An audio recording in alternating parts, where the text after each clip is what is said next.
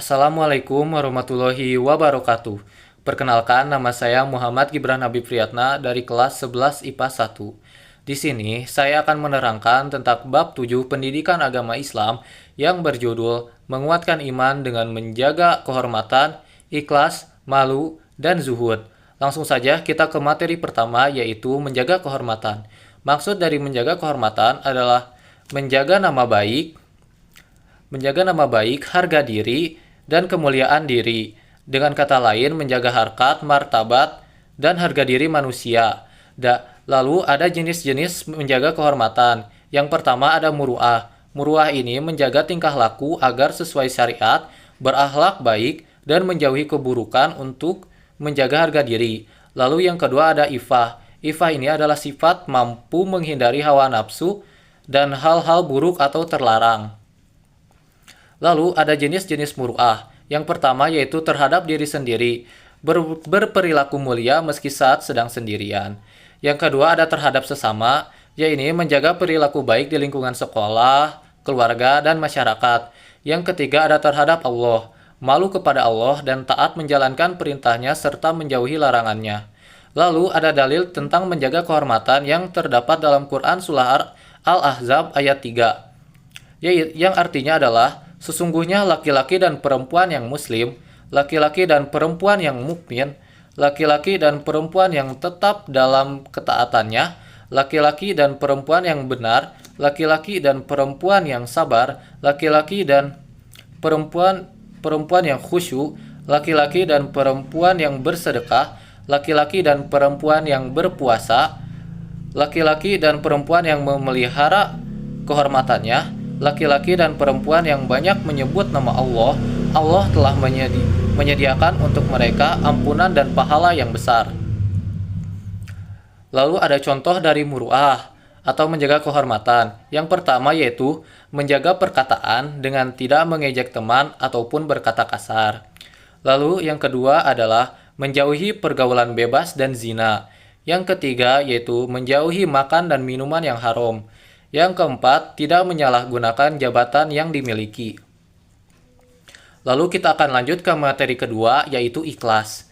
Ikhlas adalah sikap memurnikan niat dalam beramal hanya karena Allah Subhanahu wa Ta'ala. Secara bahasa, ikhlas berarti bersih, murni, dan tidak bercampur. Secara istilah, ikhlas berarti melakukan segala perbuatan dan ibadah tanpa mengharap pujian, balasan, atau kepentingan selain ridho Allah Subhanahu wa Ta'ala. Orang yang ikhlas tidak memperlihatkan amalnya untuk dipuji manusia, melainkan semata-mata karena ketaatannya kepada Allah. Lalu ada jenis atau tingkatan di dalam ikhlas. Yang pertama yaitu ada orang awam. Orang awam ini beribadah karena mengharap pahala dunia dan akhirat. Lalu yang kedua ada orang khawas, yaitu beribadah untuk mencari pahala akhirat saja. Lalu yang ketiga ada orang khaswatul khawas, yaitu beribadah semata-mata karena cinta dan mengharap ridho Allah. Lalu ada dalil ikhlas yang terdapat pada Quran Surah Az-Zumar ayat 2, yang artinya adalah sesungguhnya kami telah memurnikan kepadamu Muhammad Alkitab Al-Quran dengan benar, maka sembahlah Allah dengan memurnikan ketaatan ibadah kepadanya. Lalu ada ciri orang ikhlas. Yang pertama yaitu tidak mengharap pujian atau takut celaan. Yang kedua tidak terpengaruh untung rugi dunia.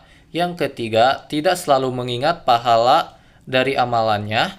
Yang keempat yaitu mengutamakan ridho Allah daripada penilaian manusia. Yang terakhir, tetap bersemangat berbuat baik meski tidak ada yang melihat ataupun mengetahuinya.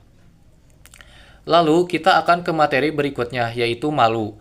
Malu atau al-haya adalah sifat yang mendorong untuk melakukan kebaikan dan menjauhi perbuatan buruk.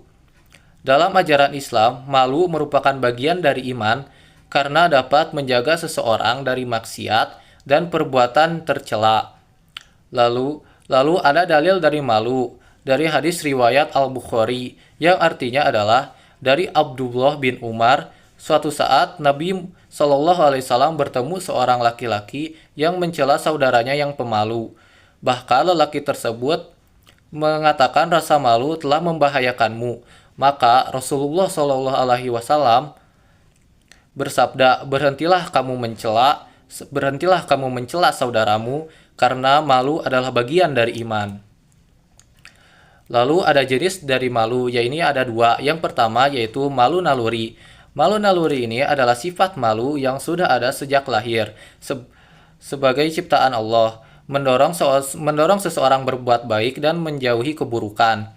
Lalu ada malu yang dicari atau dilatih, yaitu sifat malu yang tumbuh karena latihan dan kesadaran iman, seperti malu kepada Allah sehingga menjauhi dosa dan mempersiapkan diri untuk akhirat.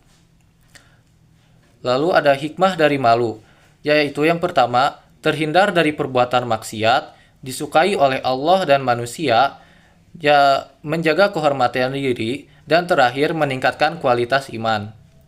Lalu kita sampai pada bab terakhir, materi terakhir, yaitu zuhud. Zuhud adalah makam atau kedudukan spiritual di mana seorang hamba berhasil memerdekakan hatinya dari jerat dunia agar sepenuhnya terpaut pada Allah. Dalil dari zuhud ini terdapat pada hadis riwayat Al-Tirmizi yang artinya dari Abu Dzar Al-Ghifari dari Nabi Shallallahu Alaihi Wasallam bersabda, zuhud terhadap dunia bukan berarti mengharamkan yang halal dan menyia-nyiakan harta, tapi zuhud terhadap dunia adalah engkau lebih yakin terhadap kekuasaan Allah daripada apa yang ada di tanganmu. Zuhud juga berarti ketika engkau tertimpa musibah, engkau lebih mengharap mendapat pahala dari musibah itu daripada dikembalikannya harta itu kepadamu. Lalu ada hikmah zuhud.